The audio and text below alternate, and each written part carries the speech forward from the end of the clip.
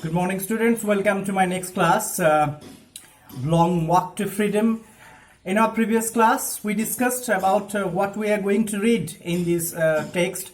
And as I told you, Long Walk to Freedom is the autobiographical writing of Nelson Mandela.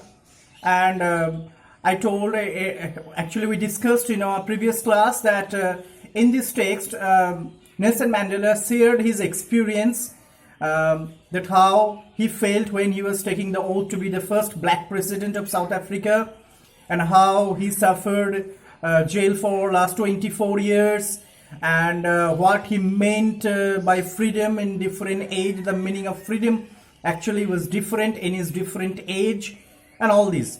Now today we are going to read the text between the lines, and I will be explaining the text as we usually do in classroom situation.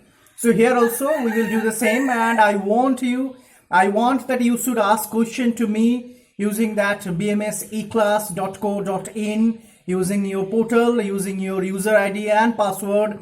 Ask questions regarding this text as you usually do in classroom situation, and I will be there to you with my answers. And few of your friends have already asked few questions to me, so I want all of you should ask questions if you have any queries regarding this text, regarding this reading and explanation. So let's start today the reading and explanation. That is Nelson Mandela, Long Walk to Freedom. This is the autobiographical writing of Nelson Mandela. Now I feel that you are having the textbook with you, so open at page number 17. Page number 17, that where the text starts from here, that the page starts with the activity. There is a matching in column A and column B. We will come back to that matching after the completion of this explanation of this text. So let's start, and I hope you are having the text in front of you. 10th May dawned bright and clear. This is the first line. 10th May dawned bright and clear. 10th May of which year? 1994. Yes, remember this date. 10th May 1994. On that day, Nelson Mandela had taken the oath to be the first black president of South Africa. And dawned bright, dawn means, dawn, it's the early morning here. It's very bright that day, very bright, not only atmospherically, but also this is the very bright day in the history of South Africa. For the past few days, I had been pleasantly besieged by dignitaries and world leaders who were coming to pay their respects before the inauguration. So Nelson Mandela is telling for last few days he had been besieged by means to be surrounded by the world leaders and dignitaries. I told that Nelson Mandela had mentioned that the dignitaries and world leaders from more than 140 countries around the world, they gathered on the soil of South Africa just to congratulate him, just to witness this ceremony of oath-taking ceremony of we may call that as if we can call that coronation of Nelson Mandela as the president of South Africa, as the black president of South Africa, and all these people had gathered on South African soil. The inauguration would be the largest gathering ever of international leaders on South African soil. That what I told, this is the first time that so many international leaders and dignitaries they had gathered on the soil of South Africa. The ceremonies took place in the lovely sandstone amphitheater formed by the Union buildings in Pretoria. Now, where that actually ceremonies held, it was the amphitheater. Amphitheater was not given a building without a roof, where many rows, series of seats over there, and these type of buildings were in the past Greece and Roman days. Okay, and it was made of sandstone. Sandstone is a sedimentary rock, and few of the great buildings of our country are also made of sandstone. One of them is that is Rashtrapati Bhavan, where a president lives. That also is made of sandstone. Supreme Court of India is made of sandstone. High Court of Madras now in Chennai is also made of sandstone. So sandstone is used in various some renowned building of our country as well. And the ceremony was held in Pretoria. Let me tell you, Pretoria is the administrative capital of South Africa.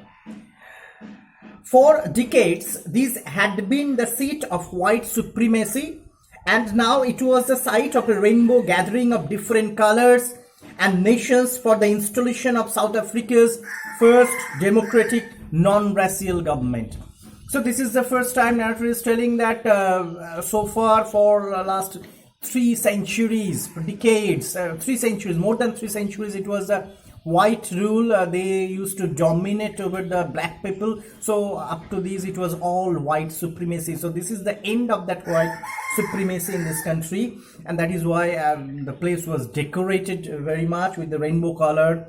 And now this is the installation of South Africa's first democratic and non-racial government. Racial means that a political system the system is carried out based on the color of people's skin. This is racialism, or racial government, racial system. But here Nelson Mandela is telling that this is the first time that a non-racial government is going to be installed in South Africa.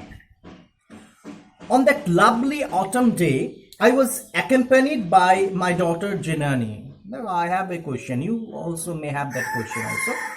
That on 10th May, how it could be autumn? Now I am telling that as Mandela told that lots of political leaders and dignitaries, they had gathered on South African soil. That is why it becomes autumn day. Actually, this is not autumn day. This is one of the red letters day in the history of South Africa, because this is the first time when a non-racial government is going to take their oath to govern the country. And that is the reason that he told that on the lovely autumn day. It was maybe it's not seasonal autumn, but the autumn here as all leaders, the dignitaries, as if the whole world had accepted Nelson Mandela to be the president of South Africa. On the podium, Mr. de Klerk was the first sworn in as second deputy president. Mr. Klerk, he has taken his oath as second deputy president. Then Thabo Mbeki was sworn in as first deputy president, second deputy president, then first deputy president, then came Mandela himself. When it was my turn, I pledged to obey and uphold the constitution and to devote myself to the well-being of the republic and its people. Just like other leaders, actually he had taken this oath that he is going to uphold the spirit of this republic country. He will look after the interest of the common people because he is going to be the president of South Africa.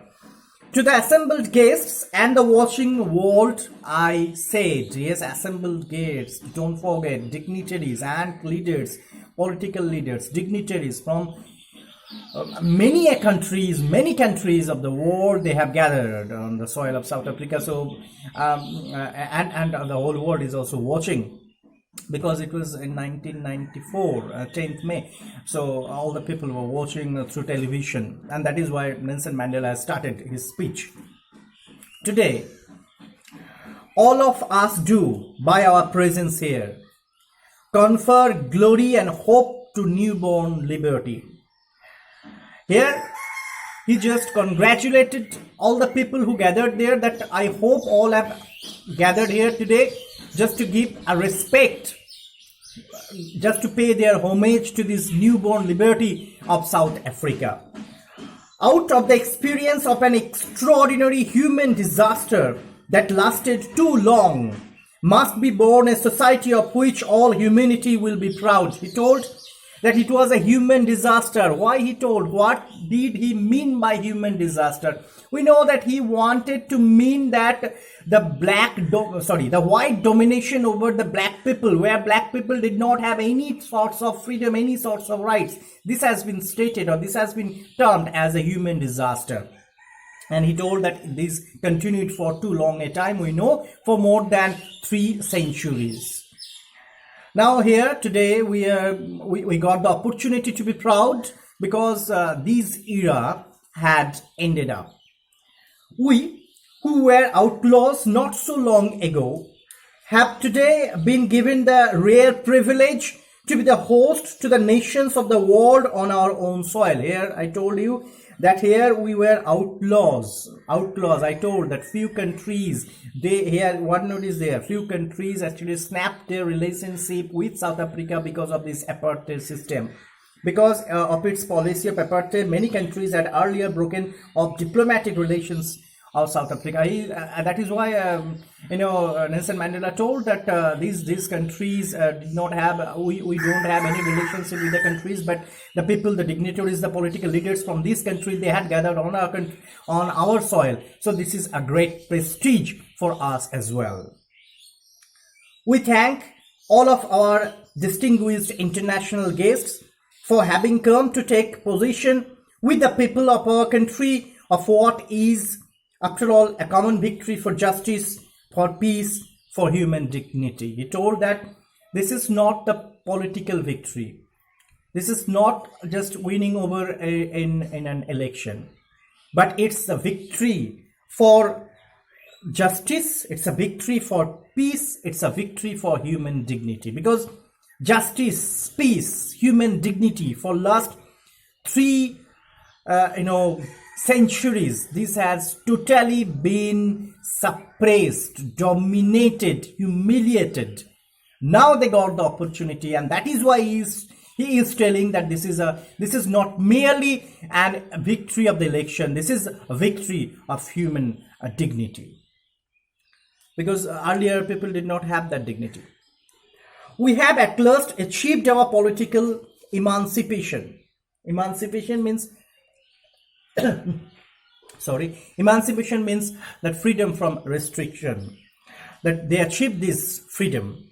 We pledged ourselves to liberate all our people from the continuing bondage of poverty, deprivation, suffering, gender and other discrimination.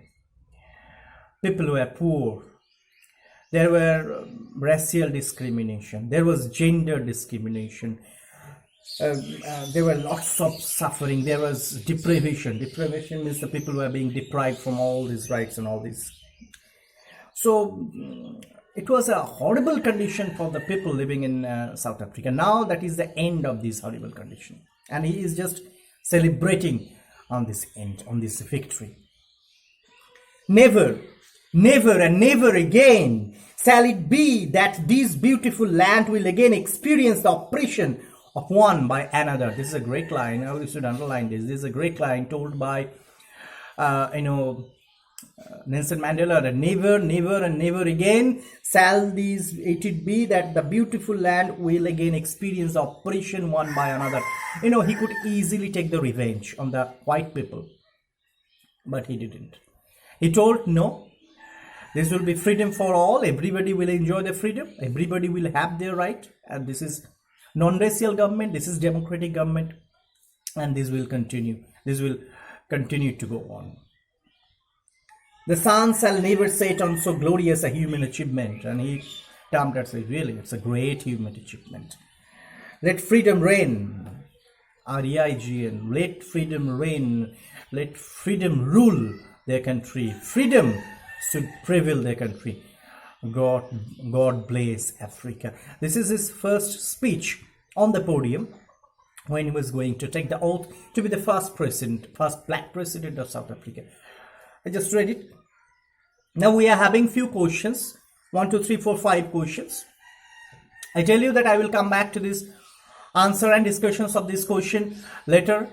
And I'm also telling you that these questions, the answers of these questions are very easy. You can easily write it down of your own. And I want you that you should write the answer of your own, because next year you are going to appear in the board exam, and on that exam nobody will take the guarantee that question will come common. So let's be prepared of writing the answer of your own. Yes, I will be there to help you, and send me your queries. Ask your question to me through that I told, that BMS A class, and I will be with you with my answer. So this was the first half. That is the first paragraph, we should say. Now let's come to the second one. Let's start. And question answer, I'm telling you, let's try to do it first, and I will, okay, after the completion I will come back and explain of this all this answer, and then you will just match that what you have written. Okay. A few moments later, we all lifted our eyes in awe as a spectacular array of South African jets, helicopters and troop carriers roared in perfect formation over the Union buildings.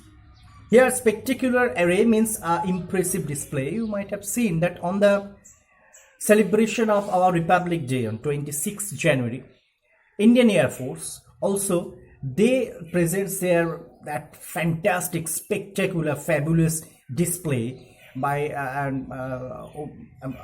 flying that jets in the sky.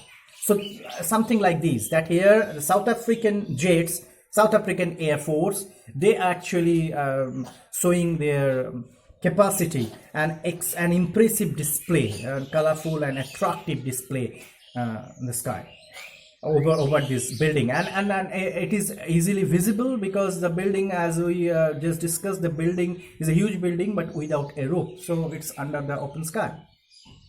It was not only a display of pinpoint precision and military force, but a demonstration of the military's loyalty to democracy, to a new government that had been freely and fairly elected. He told that South African Air Force is not only displaying these as their skill, but also it is their respect. It is their, they are giving their homage to the newly elected, fairly elected South African government. Only moments before, the highest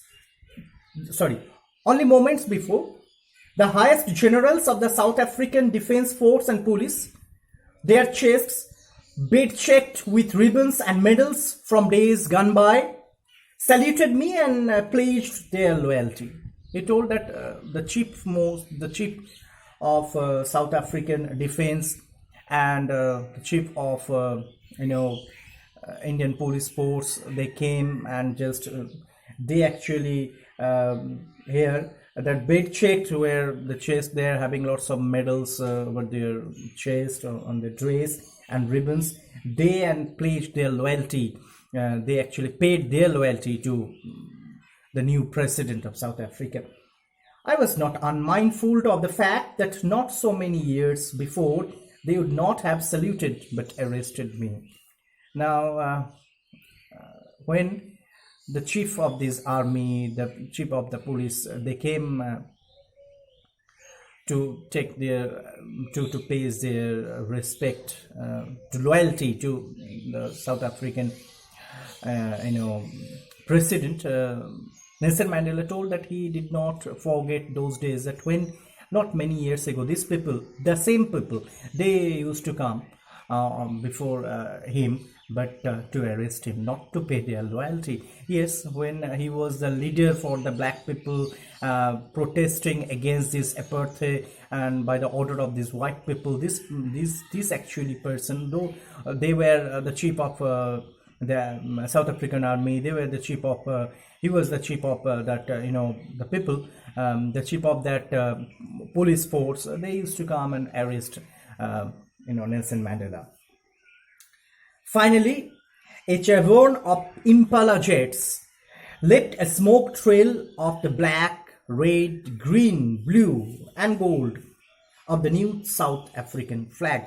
Now here cavern means a pattern in the shape of V. Just remember what is the design of South African national flag. Yes, these Impala jets, as if they emit smoke, and through that smoke, as if they had drawn that South African national flag on the sky, and this color, black, red, green, blue, all this color appears in the national flag.